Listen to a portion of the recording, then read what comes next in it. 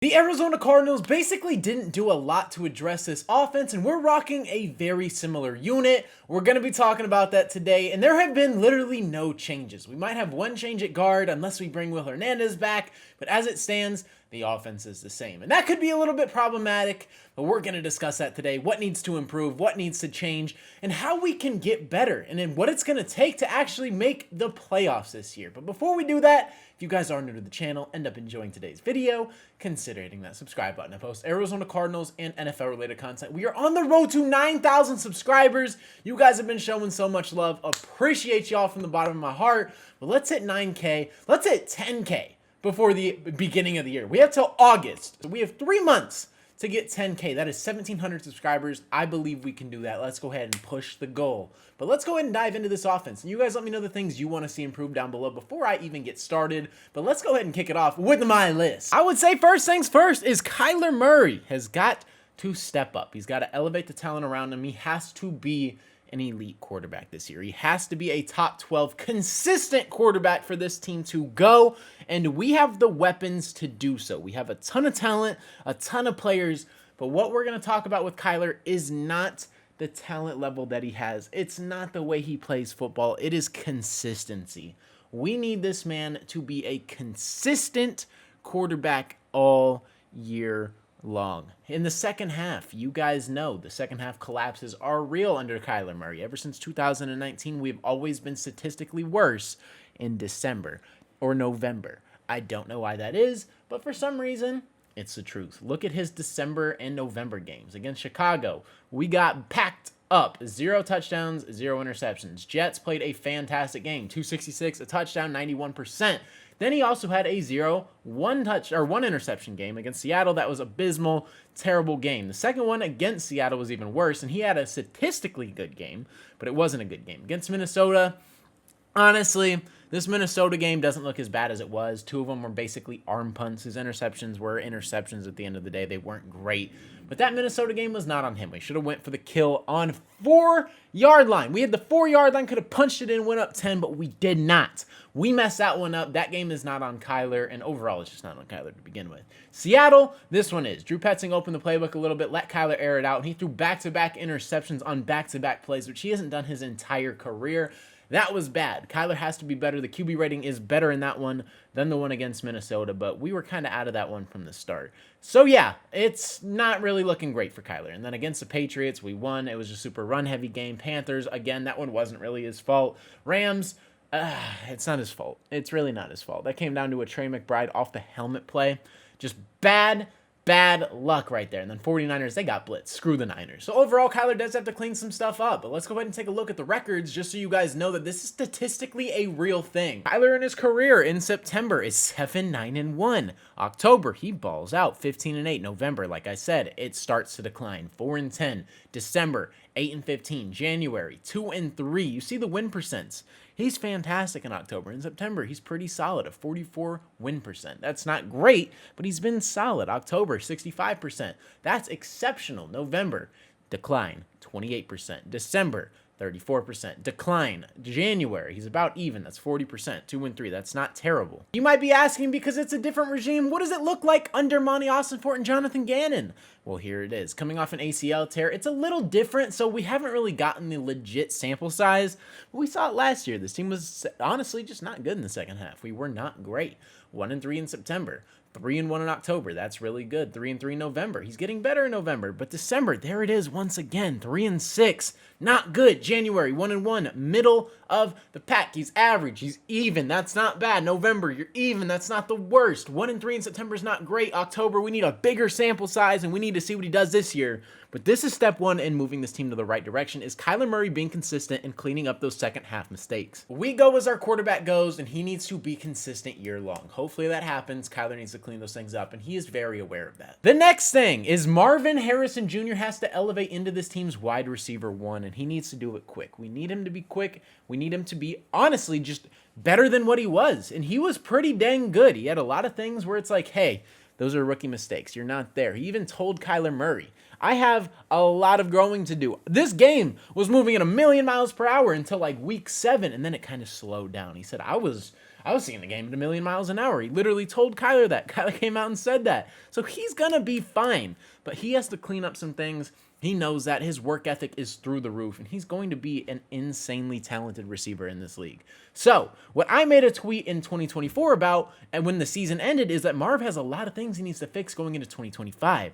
Some of those things is coming back to the football on route. Sometimes he'll stop on a dime and then just stay there. He doesn't come back to the football. And in the NFL, it's so bang bang that if you do not come back to the ball, those little 2 yards that you can make up and actually using consistent, strong hands, then you're probably going to get the ball broken up from you. And that's the unfortunate part. If you're running a comeback, which Marvin Harrison Jr. honestly excels at, and he also excels on crossers, you just got to keep pushing back towards the ball. The elite receivers do this. If you watch Justin Jefferson, Jamar Chase, they all push back towards the ball. Marvin Harrison Jr., if I'm spotting it, the wide receiver coach is spotting it, and Marvin Harrison definitely knows. So I'm assuming that's going to be fixed in 2025.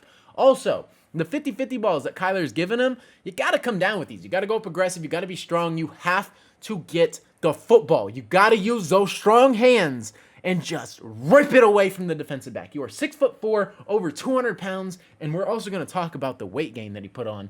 But like, man, Marvin Harrison, 850 yards, 8 touchdowns in year 1, and you see these rookie mistakes, he's going to be nasty when year 3, year 2 comes. Expect a jump from him. I'm expecting him to be a lot better, and like the last point says, we've been talking about this, he has to step up, be the team's wide receiver 1. He's going to do that. And the weight gain, it might have sounded like a bad thing, but no, it is a positive thing. This man is bulked up. He is going to be disgusting. He really is. This guy is just going to be better, and he is working hard at being better. This guy has the talent. He is going to be the second coming of, I don't know, himself, honestly. He's just going to be the next version of Marvin Harrison Jr., and he's going to be fantastic, and I expect a massive jump from the guy. And something else to point out is that James Conner just aging with fine wine. I mean, this offense runs through JC, but I also think Trey Benson is going to get a lot of carries. So James Conner might have to take a little bit of a backseat, and that's not a bad thing because this could keep him healthy, which means we are going to thrive. Trey Benson, in the second half of the season, you saw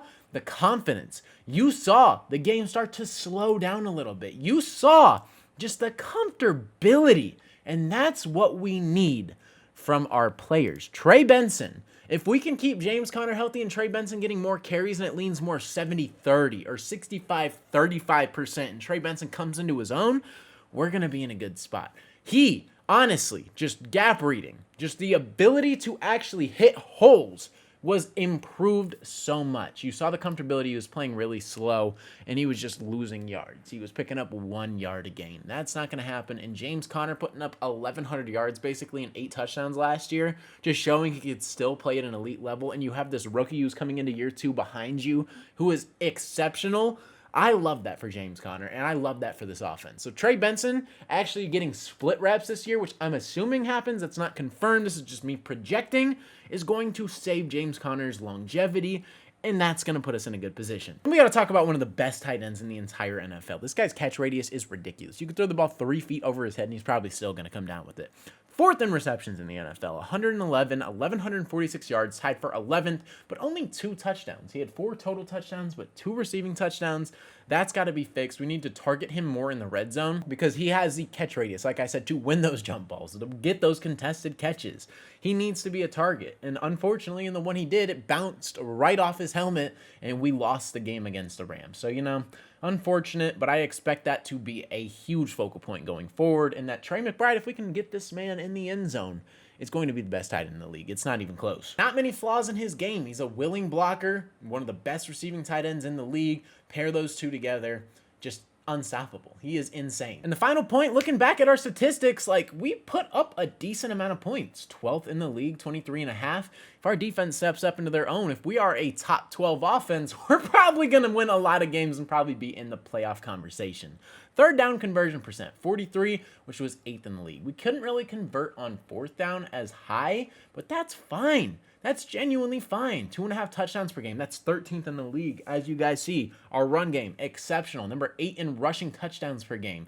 Number 7 in rushing yards per game with 144. We ran the ball 27 times, which was 11th. So it means all these statistics are elite. Yards per rush, we were second with 5.3. That's what I'm saying. James Conner and Trey Benson were just putting on masterclasses. Rush play percent, 11th in the league. We love to run the football, but the passing game has to improve. Drew Petzing needs a complete offense. He is fantastic at designing these runs, the push-pull guard system that we're running, just getting out in the outside. The inside run is exceptional. Like, we just know that this team is going to go as the run goes. But we also need to get more than Trey McBride and James Conner involved on a consistent basis. We need to see more from Greg Dortch. We need to see more from Michael Wilson. They need to get more separation. I've been preaching that. And if we do, and we can get this passing game better, because as you guys see, Kyler Murray's completing these passes, 68%, because they're very short. If we can start airing the ball out just a little bit, and get that passing yards per game up just a little bit, we're going to be fat chilling. And I love the direction this team's going overall. The offense just has to be a top 12 unit. If we do all those things that I talked about in today's video, we have Kyler Murray stepping up in the second half, Marvin Harrison Jr. becoming the team's wide receiver 1, get Trey McBride involved in the end zone, Trey Benson getting split carries to preserve James Conner, and having both of those guys playing at a high level. And then on top of that, I didn't even mention the offensive line. We got to stay healthy. If the O-line stays healthy, we're good. Last year, we had Will Hernandez go down. We also had Paris Johnson go down in the back end of the season. We also had Jonah Williams go down, but Kelvin Beachum slotted in and played really well for us outside of the first game he played. So yeah, if the O-line stays healthy and all these things come together, which is asking for a lot, but I think it's all in the realm of possibility, we're going to be a very good team, and this offense is going to be exceptional. But with that being said, that is going to wrap up today's video. If you guys did enjoy, consider hitting that subscribe button. I post Arizona Cardinals and NFL-related content. If you're a fan of either of those, this is the perfect channel for you. Also, let me know your offensive hopes and your wish list down below. What do you want to see out of this offense in 2025, and what do you think needs to improve? But like I said, that is all I got for today's video. Hopefully you guys did enjoy. It's been your boy Mythic. Peace out.